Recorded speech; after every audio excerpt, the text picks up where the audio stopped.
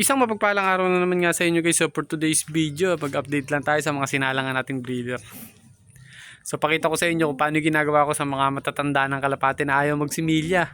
Dahil meron nga tayong sinalang na yung iaanak nga kung napanood yung mga nakaraan nating video, meron tayong sinalang na yung iaanak nga nun gagawin natin stock dahil nga ayaw ng matanda na sila at ayaw na magbigay ng anak or hindi na makapag-produce. So mag-produce man, napakadalang kahirap magpalabas. So gagawin nga natin doon, i-stock na natin. So ito yung mga stock bird natin ulit Ayan kondisyon na. Yan. So magbababas kami na stock bird. Siguro mga ilan-ilan na lang matitira diyan. Dahil nga medyo malakas sa pagkain, di ko alam kung paano gagawin nung kasama natin sa loob, kung paano gagawin yung diskarte dito sa mga kalapate rito. So yun nga, update ko lang kayo, pakita ko sa inyo yung kondisyon ng mga breeder nga natin sinalang. So ito nga yung mga sinalang nga natin. So ito masili line, multiple pooling winner yan. Ayan. So naka-stick, hindi sa atin yan hiniram ko lang kay paring Molo. So pinahiram lang sa atin. So hindi naman na mag-iibon yun. Baka dito na rin yan. Baka makawala. Umuwi dun sa dati nilang bahay. Hindi na namin mahuli. So ito yung isa sa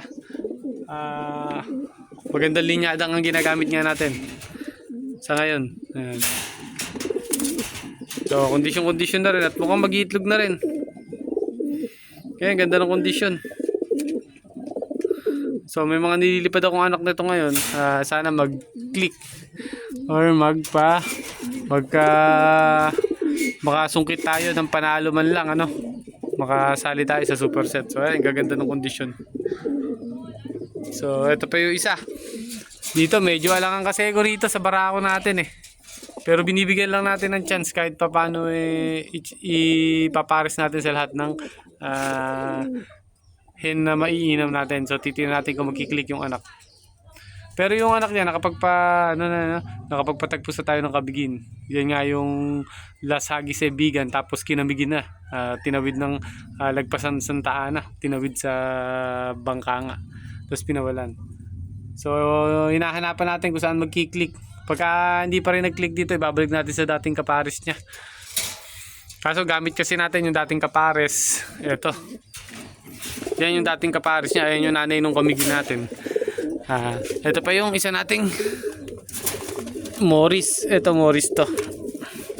So gaganda rin ang kondisyon yan. Kaso hindi pa yata nagpapares. Pares na pares na babae kaso matapang. Gusto niya pumares kaso di ko alam. Pero di naman tayo nagmamadali sa pagbibreed. Kaya lang natin silang magkasama din dyan. Ayan, ganda rin ang kondisyon. Ayun pumapares ni babae, tapos biglang inaaway ng lalaki. Tapos ito pa isa. So di natin alam kung pares na yan o pares magkaaway, kung pares o pares barako.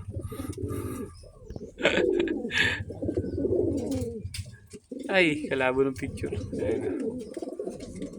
Gilas. So ito yung sinasabi ko sa inyong matanda na kalapati nga natin yung 7th overall natin ng South. Ayan yung barako. Tapos ipinaris natin sa anak niya. Ayan yung anak.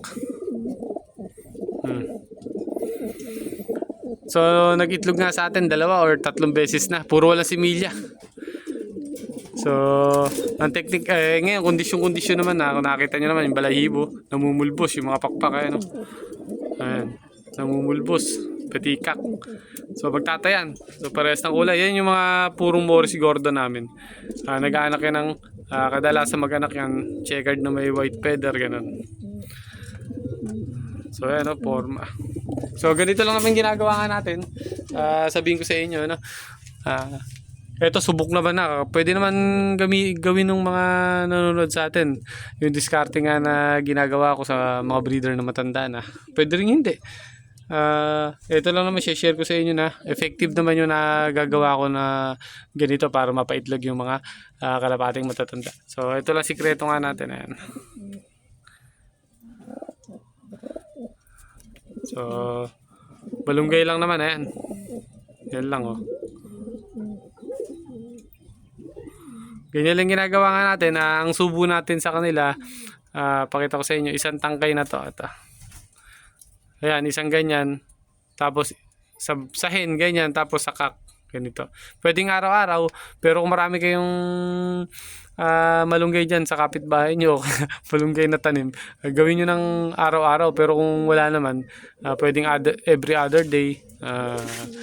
Halimbawa, nagsubo kayo yun, bukas hindi, tapos sa isang araw, subo ulit. So, pwedeng magat hapon, pwedeng tuwing hapon lang, pwedeng pagyaring kumain at bago kumain. So, ganun yung ginagawa nga natin dyan. Effective naman. So, nakita nyo naman yung kondisyon ng mga breeder nga natin na to. Kahit sobrang tatanda na, talagang namumulbos na. Ayan, no? So, hintayin na lang natin mag-itlog. So, pag nag-itlog yan, update ko kayo kung effective pa rin sa kanila. No? Kasi yung tatay nga nito, yung checkered nga natin. Ito. Pakita ko sa inyo. Ayan. Ayan, si Tatang. So, ganun lang ginawa ko dyan. Nakapagpalabas pa tayo. Ito huling paanak niya na yan. Yan yung huling inanak niyan. Kaya in-stock ko na kahit na panlipad pa natin ng south.